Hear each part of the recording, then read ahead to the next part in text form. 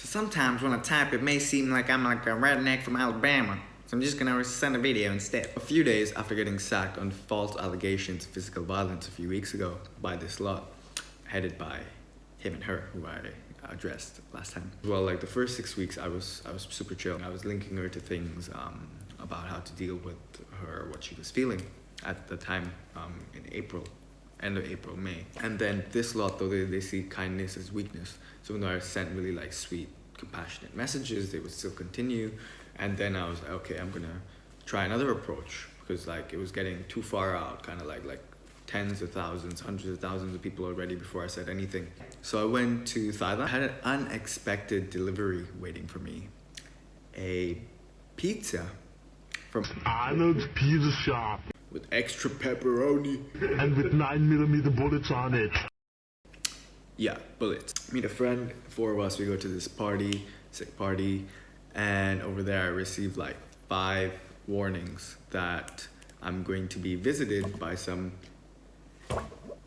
Yeah, and that was really, really hectic. I went for dinner a couple of times with a friend, and I just mentioned a couple of sentences about the situation, about the girl, and he was like, oh, you her, and I was just like, what the fuck? That's the most absurd shit I heard. Once they had found my location and tracked me, when the same day I heard about that accusation, which was absurd. On the island over there, I mean, people are really cool, but on the outs, like in different areas, there's gun stuff that goes on. There are bodies that are found, and 2 islands down is a full-on.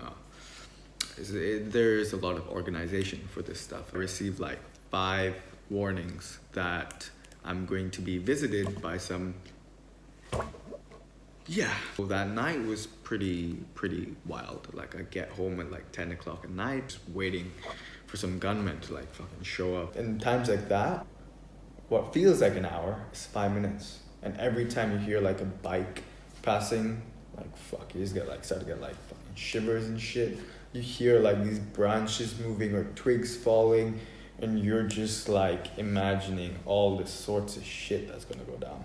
And my wall was a glass as well, so it could have been fucking like smashed through as well. Everything is sort of like in slow motion. You're just sitting there for like 9 hours, and it's just like a whole lot of adrenaline and heat just traveling through the full body. I even got like these twitches in my neck from it as well. I mean, just speaking about it kind of like brings back that sort of sensation.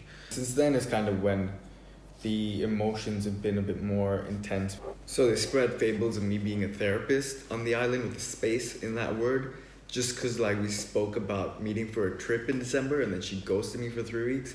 And on New Year's Eve, their city went into lockdown, and then like 3 days later she randomly restarts a conversation by storing a ring, which is really something I don't consider for a few years, especially someone I've never met one-on-one.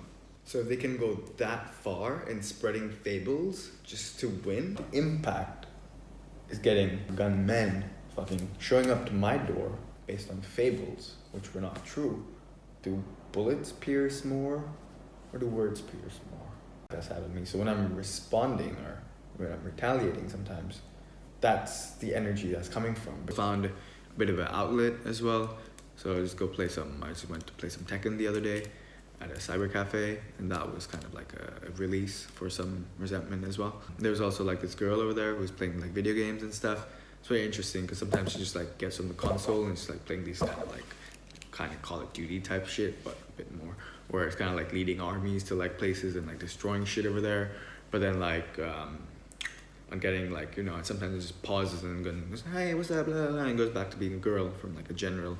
So it's a bit of like a shift in character as well. Really interesting chat with a friend talking about the impact and influence that media had in the whole COVID situation, where initially they sort of, the propaganda is they come in with like a lot of atrocious fear, and then kind of like putting all these norms and regulations and utilizing fear to guide people and making them behave a certain way and change legislation. And once they do that, after all of that is already seeded and rooted into the people, then they come out and say, oh yeah, actually those which were banned are actually healthy on everyone as well, because everyone is sort of getting addicted to this energy as well.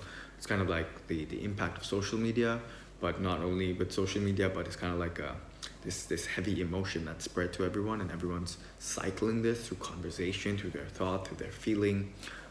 Which creates a bit of like imbalance. This time could be also be spent, like apart from this, like these 6 months which have gone waste, like this time could be spent to do things that are positive and beneficial and promoting growth as well.